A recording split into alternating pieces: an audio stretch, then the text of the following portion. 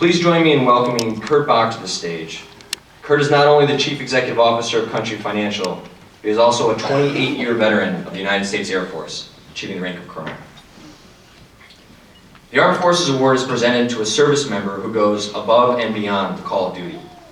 We are honored today to celebrate an outstanding citizen of Central Illinois who has given a large part of his life in service to our great country.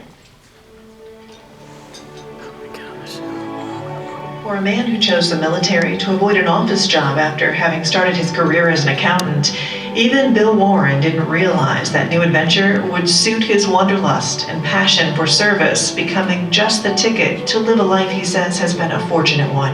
I think it's something that had to be done. In World War II, there were an awful lot of people in that war.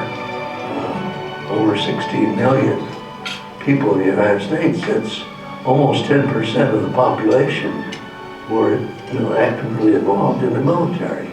And there were a lot of people needed in a lot of different jobs, and I was just doing my part. Bill took his part seriously, having served about 25 years in the Navy and the Army in World War II, Korea, and Vietnam, doing various non-combat jobs, but spending much of it as second lieutenant and medical assistant, specifically in Korea. He compares himself to iconic TV character Radar O'Reilly. We ran an organization in the 3rd Division and the 7th Division. It was similar to the MASH Hospital. You ever seen the movie MASH? A lot of our experiences reminded me of that. The work that I was doing, the Medical Service Corps, we did a lot of administrative tasks, help run the unit, lead the physicians and the nurses and nurse professionals, the medical professionals, free to do their work. Bill was overseas 5 times and was only able to take his family with him once during a 3-year stint in Germany. More often, he said goodbye to his wife Joanne and children and journeyed on his own. I went to Korea 3 weeks after we were married. When I came back, I had an 8-month-old little boy who I hadn't seen before. So it had to be common occurrence.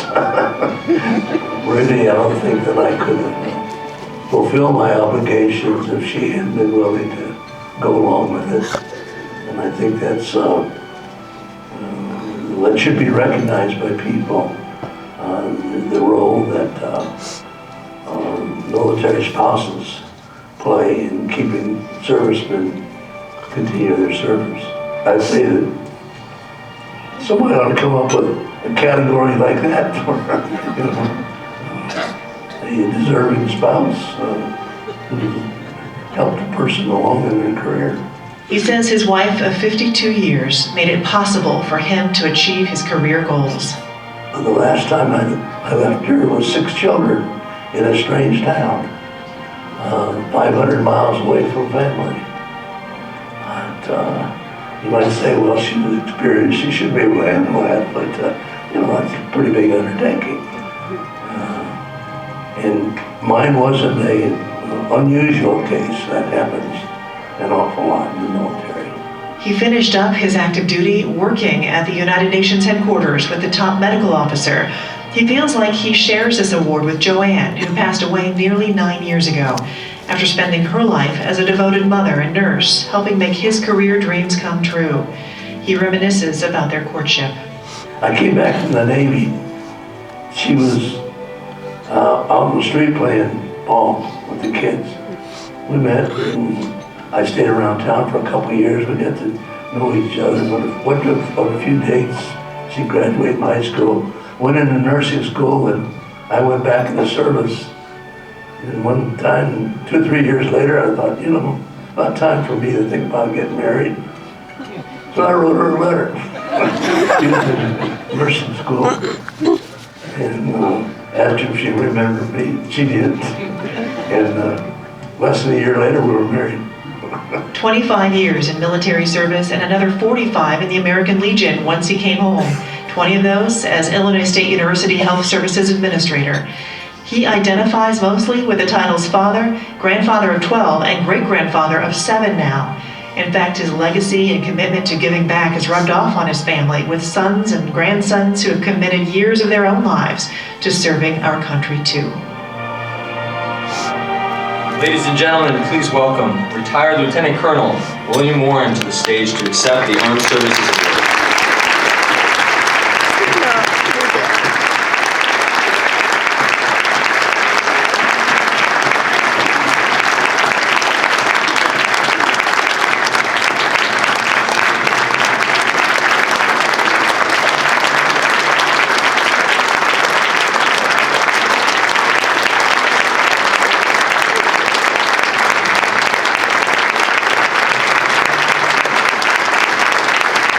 We have a special treat here, two for Bill. Also joining us on stage is Mike Warren. Mike. Surprise, Mike. We have a special tribute. This is from son-in-law Joseph Conlon. Joseph is currently stationed in Kuwait, where they flew a flag in honor of Bill's outstanding service. And they sent that to him today. Accompanying the flag is a certificate of dedication from Joseph's company in commemoration of this award.